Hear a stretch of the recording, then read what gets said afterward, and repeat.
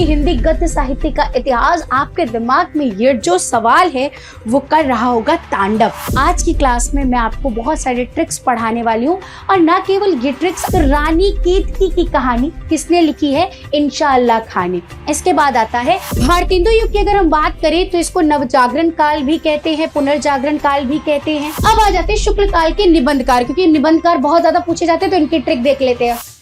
Hello दोस्तों, नमस्कार, जय हिंद, राधे राधे। क्या हाल चाल है भाई आप सभी लोगों के? आशा करती हूँ आप सभी लोग अच्छे होंगे, मस्त होंगे, स्वस्थ होंगे, चकाचक होंगे और अपनी पढ़ाई बहुत ही अच्छे से कर रहे होंगे। तो मैं शिखा मिश्रा आप सभी का स्वागत करती हूँ आज के इस चैप्टर में। आज का जो टाइटल है, जो कि हिंदी गद्य साहित्य का इतिहास, आपके दिमाग में ये जो सवाल है वो कर रहा होगा तांडव, है ना? क्योंकि अभी तक सबसे ज्यादा सवाल जो मेरे पास आए हैं वो इसी चैप्टर से आ रहे हैं कि मैम हिंदी के गद्य के लेखकों के नाम, है ना, उपन्यासकारों के नाम, निबंधकारों के नाम, इतने सारे नाम है, फिर उनकी रचनाएं कैसे याद करी जाए, कैसे उनको लिखा जाए, नहीं समझ में आ रहा, है ना? तो बिल्कुल आज आपके इन्हीं सारे सवालों का जवाब लेकर आई है आपके शिखा मैम, जो कि आपको इस छोटे से सेशन में आपको पूरा इतिहास भी पढ़ा देंगी। साथ साथ में ये भी पता चल जाएगा कि इतना ही आपको पढ़कर आराम से तैयारी कर लेनी है। इसको पढ़ने के बाद आपको कुछ क्वेश्चंस लगाने हैं और बस फिर आपका तैयार हो जाएगा हिंदी गद्य साहित्य का इतिहास। तो ज्यादा वक्त जाया न करते हुए चलिए स्टार्ट करते हैं अपना टॉपिक, हिंदी गद्य का इतिहास। ठीक है, चलिए अब इसमें हम क्या क्या पढ़ने वाले हैं। देखिए, वैसे तो देखा जाए हम इसके कालक्रम को भी देखेंगे, गद्य क्या है इसको भी जानेंगे, पर मोटा मोटा जो इस टॉपिक में हम पढ़ने वाले हैं वो हम पढ़ेंगे उस शुक्ल काल के प्रमुख लेखक और उनकी रचनाएं, फिर उनके शुक्लोत्तर युग के लेखक और उनकी रचनाएं और प्रमुख पत्र पत्रिकाएं। पर पता है इसके अंदर मतलब बहुत इंटरेस्टिंग चीज क्या है कि आज तक जो आप ढूंढते आ रहे हैं वो इस क्लास में आपको मिलने वाले हैं, वो है ट्रिक्स, है ना? आज की क्लास में मैं आपको बहुत सारे ट्रिक्स पढ़ाने वाली हूँ और ना केवल ये ट्रिक्स आपको मैं पढ़ाऊंगी, आपको सिखाऊंगी भी कि ट्रिक्स कैसे बनाते हैं, आप खुद ब खुद ट्रिक्स बना भी पाएंगे। ठीक है, तो चलिए स्टार्ट करते हैं। अब देखिए, सबसे पहले हमारे दिमाग में ये सवाल आएगा कि हिंदी गद्य का विकास कब से हुआ था, है ना? ये या चलो ठीक है, विकास को भी हम साइड कर देते हैं। सबसे पहले हम बात करते हैं कि गद्य भाषा है क्या, है ना? देखो बच्चा, जिस भाषा में हम बात कर रहे हैं ना, इसी भाषा को हम बोलेंगे हिंदी गद्य की भाषा। ठीक है, जिस भाषा में हम बात कर रहे हैं इसी भाषा को हम बोलते हैं हिंदी गद्य की भाषा। जैसे आप अखबार पढ़ते हो, कोई पुस्तक पढ़ते हो, कोई उपन्यास पढ़ते हो, कोई कहानी पढ़ते हो, ये सारी जो चीजें होती है ना, ये सभी कहलाती हैं आपकी गद्य की भाषा। लेकिन ये गद्य की भाषा आधुनिक काल में आई। उससे पहले जो भाषा थी हमारी, वो पद्य की भाषा यानी कविता की भाषा थी। जैसे आप तुलसीदास जी को पढ़ते हो, सूरदास जी को पढ़ते हो, कबीर जी को पढ़ते हो, तो ये सभी पद्य में लिखा करते थे। लेकिन अब सबसे बड़ा सवाल उठता है, क्या गद्य की जो शुरुआत है वो भारतेंदु युग से ही हुई है, उससे पहले नहीं थी? क्या अचानक से भारतेंदु जी उठे और कहा नहीं आज से हम पद्य का इस्तेमाल नहीं करेंगे, हम गद्य से ही करेंगे? ऐसा तो नहीं हो सकता, उससे पहले भी थोड़ा बहुत उसका इस्तेमाल होता होगा ना। तो हमें वही जानना है कि हिंदी गद्य की जो शुरुआत है वो असल में कब से मानी जाती है। ठीक है, तो आपके बुक का 11 नंबर का पेज आप खोल कर देख सकते हैं, जिसके अंदर ये लिखा होगा, आप आएंगे तो आपको दूसरे पैराग्राफ में मिल जाएगा कि हिंदी गद्य के आविर्भाव यानी उसकी शुरुआत को लेकर विद्वानों के अलग अलग मत हैं। ठीक है, कोई कहता है कि 10वीं शताब्दी में, कुछ 10वीं शताब्दी में मानते हैं, तो कुछ 13वीं शताब्दी में, कुछ 19वीं शताब्दी के पास आसपास मानते हैं। ठीक है, लेकिन हिंदी गद्य का जो शुरुआत है वो किससे हुआ था? तो कहा जाता है कि हिंदी गद्य का प्राचीनतम प्रयोग जो हमें देखने को मिलता है वो राजस्थानी ब्रज भाषा में मिलता है। ठीक है, राजस्थानी ब्रज भाषा की जो शुरुआत थी वो 10वीं शताब्दी के आसपास हुई थी और उसमें जो लिखे गए थे रचनाएं, उसमें दान पत्र, पट्टे, टीका, अनुवाद ग्रंथ ये थे। लेकिन ये बहुत थोड़े लेवल पर करा गया था, बहुत छोटे लेवल पर। थोड़ा उससे ज्यादा, यानी हमें जो रचनाएं सबसे ज्यादा देखने को मिलती है ना, वो ब्रज भाषा में देखने को मिलती हैं, यानी ब्रज भाषा की गद्य में। और इसकी जो शुरुआत, यानी इसकी जो टाइम पीरियड माना जाता है, वो 1400 विक्रम के आसपास माना जाता है। ठीक है, और उस काल की जो रचनाएं हैं, जरा हम उनको थोड़ा सा देख लेते हैं। और उसके बाद फिर आती है आपकी खड़ी बोली। खड़ी बोली का जो प्रारंभ रहा है बच्चा, वो कहा जाता है, देखो, खड़ी बोली गद्य का प्रथम दर्शन अकबर के दरबारी कवि गंग द्वारा लिखित चंद छंद वर्णन की महिमा नामक ग्रंथ और फिर कुतुबुशादन द्वारा तथा स्वामी प्राणनाथ के ग्रंथों में होते हैं। ठीक है, बाद में 19वीं शताब्दी से ही मानना चाहिए। ठीक है, फिर वो आगे धीरे धीरे बढ़ने लगा था। तो बेसिकली आपके पेपर में अगर क्वेश्चन पूछा जाता है कि मतलब क्वेश्चन तो नहीं आएगा, बस थोड़ा सा हमें इसके बारे में जानना रहेगा।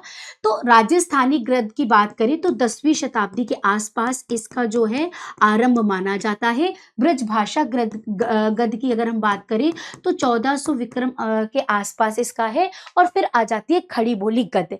अब यहाँ एग्जाम में आपके क्वेश्चन कैसे आते हैं और कहाँ से आते हैं? देखिए बेटा, आपके जो क्वेश्चन आएंगे वो आएगा ब्रज भाषा गद्य की रचनाओं से और खड़ी बोली गद्य की रचनाओं से। ठीक है, तो हम इनकी रचनाओं को ही देख लेते हैं और उनको याद करने के बारे में, थोड़ा सा कैसे याद कर सकते हैं इसको भी देखते हैं। ठीक है, देखो ध्यान से सुनिएगा।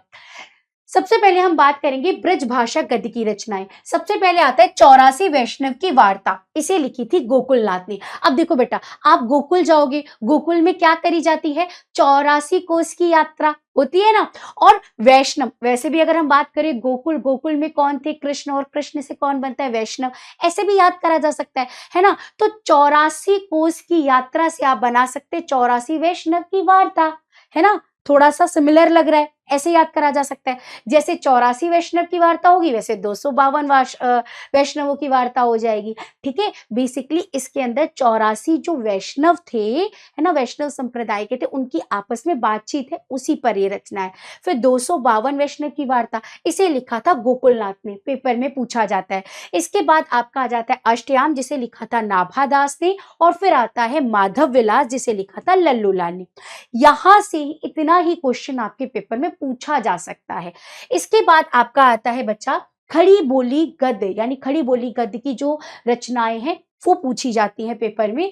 तो सबसे पहले अगर हम बात करें, हमारे सामने आती है चंद छंद वर्णन की महिमा, जिसे लिखा था कवि गंग ने।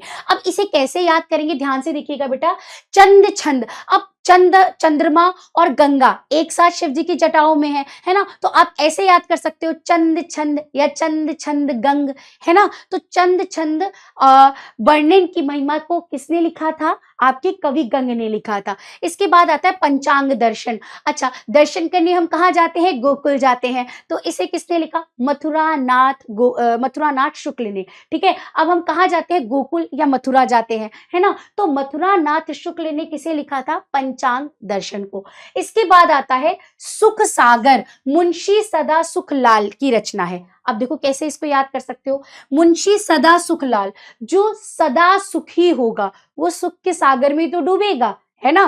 तो ऐसे याद कर सकते हैं, जो सदा सुखी होगा, सदा सुख लाल, वो क्या होगा? क्या उन्होंने क्या लिखी होगी? सुख सागर लिखी। इसके बाद रानी केतकी की कहानी इंशाअल्लाह खां ने। देखो बेटा, इसे कैसे याद कर सकते हैं? मैंने पहले भी आप लोगों को मेरे सेशंस अगर आपने देखे हो तो मैंने ऐसे याद कराया है कि जैसे हम कहते हैं ना कि पढ़ लिख लो, अच्छे से नंबर ले आओगे, अच्छे नंबर ले आओगे, तुम्हारी अच्छी सी लड़की से शादी करा देंगे, है ना। तो आप कहोगे इंशाअल्लाह इंशाअल्लाह इंशाअल्लाह, है ना। तो ऐसे याद कर सकते हो, रानी केतकी की कहानी, या आपको ऐसे कि तुम्हारी रानी जैसी लड़की से शादी करा दी जाएगी। तो रानी केतकी की कहानी किसने लिखी है? इंशाअल्लाह खां ने। इसके बाद आता है प्रेम सागर, इसे लिखी है लल्लू लाल ने। अब देखो इसको कैसे याद कर सकते हो? मैं हमेशा कहती हूँ कि प्रेम के सागर में डूबोगे तो लल्लू लाल कहलाओगे, इसीलिए लल्लू लाल नहीं बनना है हमको, प्रेम के सागर से थोड़ा सा बाहर निकलना है। ठीक है, तो प्रेम सागर किसने लिखी है? लल्लू लाल ने। और उसके बाद आता है नासिकेतोपख्यान। ठीक है, नासिकेतोपख्यान, इसे किसने लिखा है? सदल मिश्र ने। अब देखो इसे कैसे याद कर सकते हैं? यहाँ पर देखो तोप आ रहा है, तोप। अच्छा, तोप इतनी भारी होते, किसके साथ चलाएंगे? दल के साथ चलाएंगे, तो सदल मिश्र। ठीक है, सदल, दल के साथ चलाएंगे, क्या चलाएंगे? तोप चलाएंगे, तो नासिकेतोपख्यान। ठीक है, अब आप सोचेंगे मैम ये यही ट्रिक्स हैं क्या? इतने से ही? ना ना ना, अभी तो छोटी छोटी रचनाएं हैं, इनको याद करने की चीजें बता रही हूँ। अभी हम और डिटेल में और बड़ी बड़ी ट्रिक्स पर भी जाएंगे। ठीक है, तो अभी हमने कौन कौन सी रचनाएं याद करी? चंद छंद वर्णन की महिमा, चंद छंद गंग, ऐसे तो कवि गंग की रचना है। फिर पंचांग दर्शन, दर्शन करने हम कहाँ जाते हैं? मथुरा जाते हैं, तो मथुरा नाथ शुक्ल जी की रचना है। फिर सुख सागर, सुख के सागर में कौन डूबे रहते हैं? भैया मुंशी सदा सुखलाल, है ना। फिर रानी केतकी की कहानी, इंशाअल्लाह खा। और प्रेम के सागर में डूब जाओगे तो क्या कहलाओगे? लल्लू लाल कहलाओगे। और नासिक के तोप फख्यान, तोप चलाओगे तो किसके साथ? दल के साथ, तो सदल मिश्र। याद हो गया होगा आपको। अगर आपको याद हो रहा होगा ना तो कमेंट सेक्शन में जरूर बताना कि यस मैम, हमको सारी रचनाएं याद हो रही हैं। ठीक है, चलिए आगे बढ़ते हैं। अब सबसे इंपॉर्टेंट चीज ये है हमारा चार्ट, और इससे आते हैं हमारे बहुत सारे सवाल। ठीक है, तो आपके सामने आ रहा है कि जो हिंदी गद्य का विकास कैसे कैसे रहा। सबसे पहले अगर हम बात करें तो हम याद करना शुरू कर देते हैं भारतेंदु युग से। लेकिन भारतेंदु युग से तो नहीं, मैंने अभी आपको पढ़ाया कि पहले हमें राजस्थानी भाषा में मिलता है, फिर ब्रज भाषा गद्य में मिलता है, फिर खड़ी बोली में मिलता है ना। 10वीं शताब्दी से प्रारंभ हो जाता है। तो एक तरह से देखा जाए वो जो टाइम पीरियड है वो भारतेंदु जी से पहले का टाइम है, इसलिए उस पूरे टाइम को हमने डाल दिया पूर्व भारतेंदु युग में। ठीक है, और इसका टाइम पीरियड कब से कब का कहलाया? 13वीं शताब्दी से लेकर 1868 तक का कहलाया था। ठीक है, 13वीं शताब्दी से लेकर 1868 तक का टाइम जो कहलाया वो हिंदी गद्य का पूर्व भारतेंदु युग कहलाया। ठीक है, इसके बाद आ जाते हैं हम भारतेंदु युग से। ठीक है, भारतेंदु युग से पूछा जाता है कि इसको अन्य किस नाम से जाना जाता है, तो इसे नवजागरण काल के नाम से भी जाना जाता है। और इसका टाइम पीरियड कब से है बेटा? तो 1868 ईस्वी से लेकर 1900 ईस्वी के आसपास है। ठीक है, अच्छा अब देखो बच्चा, बहुत सारे बच्चे ऐसे होंगे जिनके दिमाग में ये क्वेश्चन आएगा कि मैम डेट्स तो हमारी बुक में अलग अलग दिया है। डेफिनेटली हो सकता है, क्या होगा भी। विद्वानों को लेकर अपने अपने खुद अलग अलग मत है, कोई कोई टाइम को दे रहा है, कोई कोई डेट को दे रहा है। पर एक अमूमन जो सही डेट मानी जाती है यूपी बोर्ड के अनुसार वो ये डेट है। लेकिन पेपर में अगर क्वेश्चन आ भी जाते हैं तो कैसे करना है? आसपास के डेट्स को लेकर चलना है। ठीक है, अब देखो हमें ये डेट याद रखनी है। ठीक, मान लो 1900 लिखा है कहीं पर और वहां पर 1920 लिखा है कि 1900 से लेकर 1920 है। मान लो उसने 20 की जगह 22 दे दिया, तो मान वो हमें वही डेट लेकर चलना है कि आसपास की डेट उसी के अंदर ही आ जाएगी। ठीक है, वैसे आपको यही डेट याद करनी है। ठीक है, और अगर कहीं पर भी ऊपर नीचे करके क्वेश्चन पूछ लिया जाता है तो कोई बात है, परेशान नहीं होना है। आसपास की डेट को भी हम टिक करके आ सकते हैं, परेशान नहीं होना है। ठीक है, चलिए जैसे कि अभी आप देखेंगे मॉडल टेस्ट पेपर आपका आया है, उसके अंदर एक क्वेश्चन आया था, मिस प्रिंट हुआ था, 1910 करके लिख दिया गया था। ठीक है, तो वो तो प्रेमचंद आई थिंक शुक्ल काल का टाइम एक शायद दिया गया है और उसको 1910 लिख दिया गया है। वो स्पेलिंग एरर है, वो मतलब मिस प्रिंट हुआ है। लेकिन अगर आसपास की डेट भी दी होती है तो आप टिक करके बढ़ सकते हैं। ठीक है, तो मेन हमारा जो टाइम माना जाता है वो 1968 से 1868 से लेकर 1900 जो काल है वो भारतेंदु युग का है। ठीक है, इसके बाद आ जाते हैं हमारे द्विवेदी युग। द्विवेदी युग को लाने वाले थे महावीर प्रसाद द्विवेदी जी। भैया जी जो भारतेंदु जी थे ना वो बहुत अच्छे थे, फिर भी बहुत एकदम सरल गद्य लेकर आए। लेकिन द्विवेदी जी एकदम कठिन, एकदम खतरनाक वाली हिंदी लेकर आ गए थे। उन्होंने हिंदी के अंदर बहुत सारे सुधार करे, एकदम नए नए व्याकरण, नए नए नियम लेकर आए। तो बेसिकली द्विवेदी युग आए 1900 से लेकर 1920 के आसपास। इसके बाद आ जाता है हमारा शुक्ल युग, जो कि मोस्ट इंपॉर्टेंट है, यही हमारे सिलेबस की जान है। ठीक है, हमारे सिलेबस में यही 2 टॉपिक आ रहे हैं। शुक्ल युग जिसे हम क्या कहते हैं, छायावाद काल के नाम से भी जानते हैं। ठीक है, इसका जो समय काल है वो 1919 से लेकर 1938 तक का समय माना जाता है। और उसके बाद आ जाता है हमारा शुक्लोत्तर युग, जिसे हम छायावाद उत्तर युग भी कहते हैं, और इसका समय क्या है, 1938 से लेकर 1947 तक का टाइम। अब इस पर हमारे और अन्य क्वेश्चन बनते हैं कि इनके अन्य नाम क्या क्या हैं, ये भी बता दिए। तो भारतेंदु युग को नव जागरण यानी नया जागरण काल भी कहा जाता है, और इसको पुनर्जागरण, पुनः जागने के नाम से भी जाना जाता है, इसलिए पुनर्जागरण काल भी कहते हैं। द्विवेदी युग ने सुधार करे थे तो इसीलिए सुधार काल भी कहा जाता है, और इसे जागरण सुधार काल भी कहा जाता है। वहीं पर शुक्ल युग की अगर हम बात करें तो रामचंद्र शुक्ल जी के नाम पर इनका नामकरण हुआ था। तो इसके और भी नाम पड़े जैसे छायावाद काल, ठीक है। फिर अगर हम बात करें प्रेमचंद्र युग भी कहा जाता है, प्रसाद युग भी कहा जाता है, ठीक है। इसी तरह से अगर हम शुक्लोत्तर युग की बात करें बेटा जी, तो शुक्लोत्तर युग के अंदर आपसे पूछा जाए कि शुक्लोत्तर युग के अन्य नाम क्या है, तो छायावादोत्तर यानी शुक्ल काल के बाद का काल। उत्तर मतलब होता है बाद, तो बस इन्हीं शब्दों के आगे उत्तर लगा दो, बन जाएगा छायावादोत्तर काल, प्रेमचंद्रोत्तर काल, प्रसादोत्तर काल, ठीक है, प्रगतिवादी युग। इस तरह से ये इनके अन्य नाम हो जाएंगे जो कि पेपर में पूछे जाते हैं। मॉडल टेस्ट पेपर में भी अभी पूछा गया था, ठीक है। इसके बाद अब हम जान लेते हैं थोड़ा, देखो आपके पेपर में शुक्ल काल और शुक्लोत्तर काल ही आएगा, लेकिन थोड़े थोड़े क्वेश्चन इनसे भी बन सकते हैं, तो इनमें हम इनके बारे में पढ़ते हुए आगे बढ़ेंगे, ठीक है। भारतेंदु युग की अगर हम बात करें तो इसको नवजागरण काल भी कहते हैं, पुनर्जागरण काल भी कहते हैं, ठीक। और इसका जो समय है वो कब से है, 13वीं शताब्दी से लेकर 1868 ईस्वी के आसपास माना जाता है, ठीक है। अब इसके जो लेखक हैं वो कौन है, सबसे पहले आ जाते हैं हरीशचंद्र जी, ठीक है। कौन आ जाते हैं, भारतेंदु हरीशचंद्र, हरीशचंद्र, ठीक है, हरि है यहाँ पर। अच्छा, इनकी फेमस जो पत्रिकाएं हैं वो कौन कौन सी हैं, कवि वचन सुधा और हरीशचंद्र का हरीशचंद्र मैगजीन, ठीक है। इसके बाद अब देखो हरि के बाद कौन आए, नारायण आए, तो बद्री नारायण ऐसे याद कर सकते हो। हरि के बाद कौन आए, बद्री नारायण आए, तो बद्री नारायण चौधरी प्रेमघन आए। इनकी महत्वपूर्ण पत्रिका कौन सी है, तो आनंद कादंबनी है। देखो बच्चा जी, मैं आपको बहुत सारी किताब में तो बहुत सारी चीजें दी हैं, आप इतना ही याद करके जाना, इसी में से क्वेश्चन आपको देखने को मिल जाएंगे, ठीक है।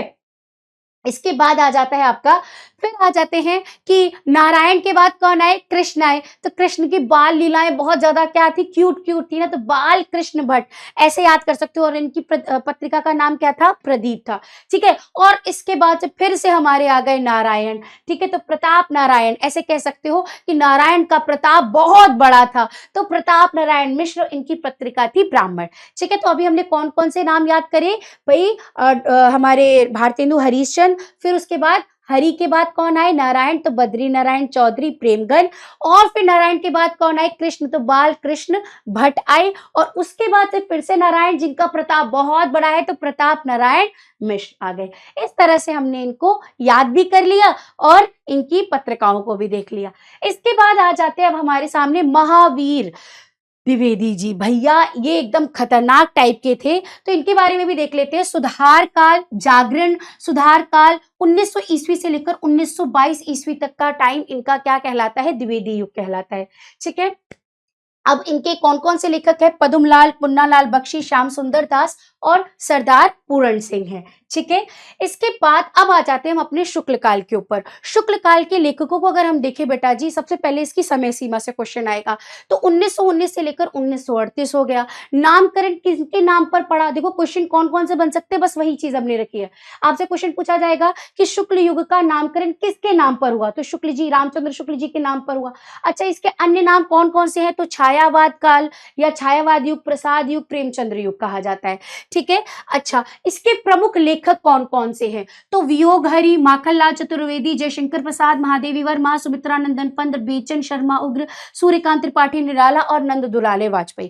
अब मैडम यही तो नहीं होता है याद, इसी में तो हम जाते हैं अटक। तो चलिए भाई, आपका ट्रिक रहा आपके सामने, देखो ओके मैडम ये है ट्रिक रुक जाओ, ये देखो यहाँ पर ये सारे नाम सारी रचनाएं आपके पेज नंबर 13 पर मिल जाएंगे, ठीक है। आप जाकर चेक कर लीजिएगा, ये रही वो ट्रिक। सुमित्रा के महावियोग में नंद के दुलारे माखनलाल ने सूर्य को बेच दिया। फिर से देखें, सुमित्रा के महावियोग में नंद के दुलारे माखनलाल ने सूर्य को बेच दिया, ठीक है। तो देखो सुमित्रा से कौन बने, सुमित्रा नंदन पंत, महा से कौन बनी, महादेवी वर्मा, वियोग से कौन बने, वियोगी हरि, फिर नंद से कौन बने, नंद दुलारे वाजपेयी, माखनलाल से कौन बने, माखनलाल चतुर्वेदी, ठीक है। सूर्य से कौन बने, सूर्यकांत त्रिपाठी निराला, और बेच से कौन से बने, बेचन शर्मा उग्र। हो गया ना याद, क्या याद रखना है आपको, सुमित्रा के महावियोग में नंद के दुलारे माखनलाल ने सूर्य को बेच दिया, ठीक है। यहां से हमको शुक्ल काल के प्रमुख लेखकों के नाम याद हो जाएंगे, बस एक स्लाइड याद करी और सारे रचनाकार याद हो जाएंगे। ठीक है, तो इसको 2 से 3 बार देखना, याद कर लेना। ठीक है, अब आ जाते हैं शुक्ल युग के प्रमुख नाटककार कौन कौन से हैं। जैसे जयशंकर प्रसाद हैं, जैसे इनकी नाटक की बात करें तो चंद्रगुप्त, ध्रुव स्वामिनी और समुद्रगुप्त। उपेंद्र नाथ अश्क, जय पराजय हो गए।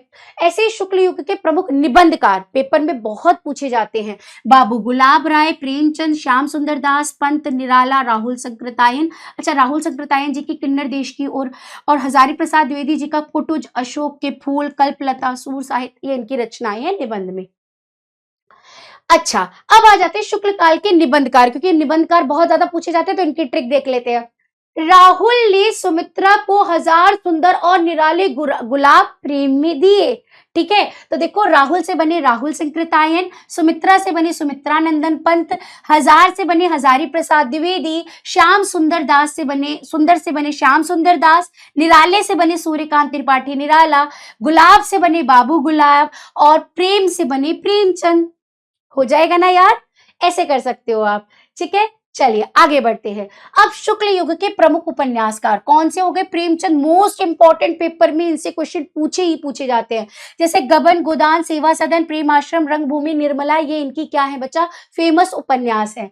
चतुरसेन शास्त्री, भगवती चरण वर्मा, जयशंकर प्रसाद, जैसे कंकाल, तितली, इरावती और अपूर्णा, ये इनकी क्या, इरावती इनकी अपूर्ण है, ये इनका क्या है? उपन्यास है। इसके बाद शुक्ल युग के प्रमुख कहानीकारों की बात करी जाए तो प्रेमचंद, जैसे कफन, ईदगाह, पूस की रात, दो बैलों की कथा, नमक का दरोगा। ठीक है, जयशंकर प्रसाद की बात करें तो पुरस्कार, गुंडा, छाया, आकाशदीप, आंधी, इंद्रजाल, ये हो गई इनकी रचनाएं। अब वापस से आ जाते हैं शुक्ल काल के प्रमुख उपन्यासकारों को कैसे याद करें।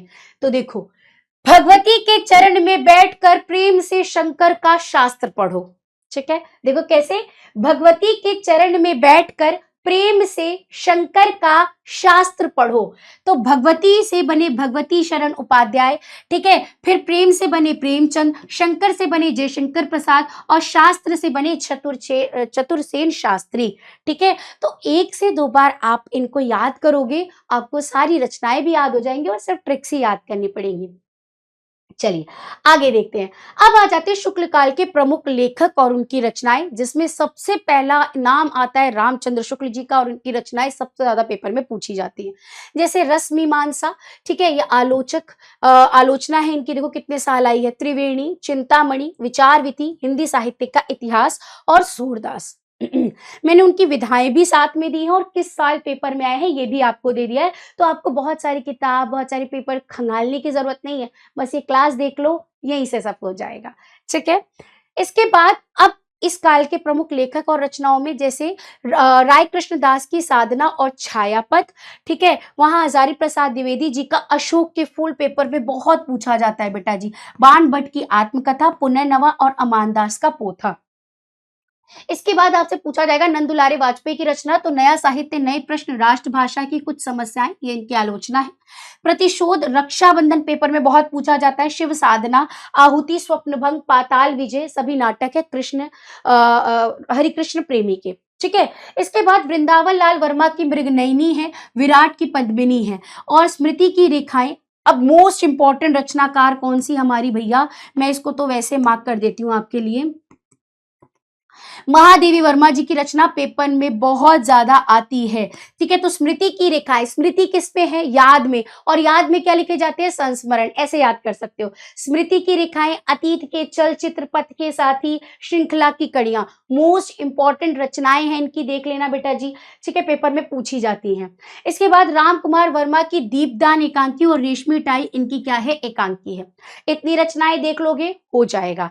ठीक है, फिर आ जाते हैं हम अपने शुक्लोत्तर युग पर। शुक्लोत्तर युग की जो समय सीमा है बेटा, वो 1938 से लेकर 1947 तक की मानी जाती है। इसके अन्य नाम छायावादोत्तर युग, प्रसादोत्तर युग, प्रेमचंद्रोत्तर युग और प्रगतिवादी युग। अच्छा, इस काल के लेखक कौन कौन से हैं? तो लक्ष्मी नारायण लाल, उपेंद्र नाथ अश्क, आज्ञे, जैनेन्द्र कुमार, इलाचंद्र जोशी, विष्णु प्रभाकर, अमृतलाल नागर। आप इनको भी याद करें ट्रिक से। चलो देखो, लक्ष्मी के नाथ विष्णु ने चंद्रमा की जान को अमृत से अजेय कर दिया। फिर से सुनो, लक्ष्मी के नाथ विष्णु ने चंद्रमा की जान को अमृत से अजेय कर दिया। ठीक है। तो लक्ष्मी से बने लक्ष्मी नारायण लाल, नाथ से बने उपेंद्र नाथ अश्क, विष्णु से बने विष्णु प्रभाकर, चंद्रमा से बने इला चंद्र जोशी, जान से बने जैनेन्द्र कुमार, अमृत से बने अमृत लाल नागर और अजय से बना दो अज्ञे। अजय से बन गया अज्ञे। ठीक है, तो ऐसे आप याद करोगे, सारी रचनाएं ट्रिक्स से ही आपको याद हो जाएंगी। आगे देखो, इन सभी रचनाकारों के नाम आपको पेज नंबर 14 पर मिल जाएंगे। वही रचनाएं मैंने यहाँ पर आपको बताई हैं। तो कोई भी चीज मैं बाहर से नहीं करा रही हूँ, आपकी बुक से ही देकर करा रही हूँ, और इन्हीं से क्वेश्चन पेपर में आते भी हैं। ये भी मैं आपको ईयर्स मेंशन करके दे रही हूँ। ठीक है, चलिए अब शुक्लोत्तर युग के प्रमुख कहानीकारों के नाम बात करें तो अज्ञे, जैनेन्द्र कुमार, इलाचंद्र जोशी, यशपाल, उपेंद्र नाथ अश्क, भगवती शरण वर्मा, आचार्य चतुर्सेन शास्त्री, विष्णु प्रभाकर और अमृतलाल नागर है। वहीं पर प्रमुख उपन्यासकारों की बात करें तो यशपाल, राहुल संकृतायन, नागार्जुन, उपेंद्र नाथ अश्क, धर्मवीर भारती, फणीश्वर नाथ रेणु और लक्ष्मी नारायण लाल है। ठीक है, अब इनको याद कैसे करा जाए जो उपन्यासकार है, क्योंकि पेपर में बहुत पूछे जाते हैं। तो नाग के फन पर नारायण का कृत धर्म और यश का प्रतीक है। नाग के फन पर नारायण का कृत धर्म और यश का प्रतीक है। तो नाग से बने नागार्जुन, फणीश्वर से बने फणीश्वर नाथ रेणु, ठीक है, नारायण से बने लक्ष्मी नारायण लाल, फिर कृत से बने राहुल संकृतायन, धर्म से बने धर्मवीर भारती और यश से बने यशपाल। आगे बढ़ते हैं। ठीक है, फिर प्रमुख नाटककारों के नाम उपेंद्र नाथ अश्क, लक्ष्मी नारायण लाल, धर्मवीर भारती, रामेश्वर शुक्ल अंचल, रांगे राघव, वृंदावन लाल वर्मा। आत्मकथा की बात करें तो डॉक्टर रामविलास शर्मा, अमृत राय बच्चन, पांडे शर्मा, पांडे बीचन शर्मा उग्र और रामवृक्ष बेनीपुरी। ठीक है, अब इनकी रचना देखो बेटा, मैंने यहाँ पर कुछ आपको ट्रिक्स दे दी हैं। एक साथ बहुत सारी ट्रिक्स देती तो आप भी कंफ्यूज हो जाते, तो कुछ ट्रिक्स मैंने बताई। आप ऐसे ही आप खुद से भी ट्रिक्स बनाइएगा कि आप कैसे ट्रिक्स बना सकते हैं, तो मुझे कमेंट सेक्शन में कुछ ट्रिक्स आप भी बताइएगा। ठीक है, देखते हैं किसकी ट्रिक सबसे अच्छी आती है। ओके, तो शुक्लोत्तर युग के प्रमुख लेखक और उनकी रचनाओं की बात करें तो रांगे राघव के तूफानों के बीच रिपोर्टाज है। अमृत राय की कलम का सिपाही पेपर में बहुत बार पूछी जाती है, इसको याद करना है। ठीक है, रामविलास शर्मा की निराला का साहित्य साधना। इसके बाद अगर हम बात करें भगवती शरण उपाध्याय की, तो भगवती चरण उपाध्याय की, तो यहाँ पर हम बात वर्मा है, सॉरी उपाध्याय याद आ रहे हैं हमारे, भगवती चरण वर्मा। तो चित्रलेखा पतन और टेढ़े मेढ़े रास्ते, ये इनका उपन्यास है। इसके बाद हम बात करें पांडे बीचन शर्मा उग्र की, तो अपनी खबर है ना, इतने बेचैन हो गए, इतनी बेचैन हो गए कि अपनी खबर दे दी अपनी आत्मकथा में, ऐसे याद कर सकते हो। ठीक है, और लक्ष्मी नारायण मिश्र की सिंदूर की होली, है ना, लक्ष्मी जी एकदम सिंदूर लगा के रखती है, तो सिंदूर की होली, ऐसे याद कर लो। आगे बढ़ते हैं। रामवृक्ष बेनीपुरी की गेहूं और गुलाब की मूर्तें, ठीक है, और पैरों में पंख माटी बांधकर पतितों के देश में, ये इंपॉर्टेंट रचना है इनकी। और उपेंद्र नाथ अश्की की गिरती दीवारें, जय पराजय और तौलिए। ठीक है, आगे बात करते हैं हम लोग।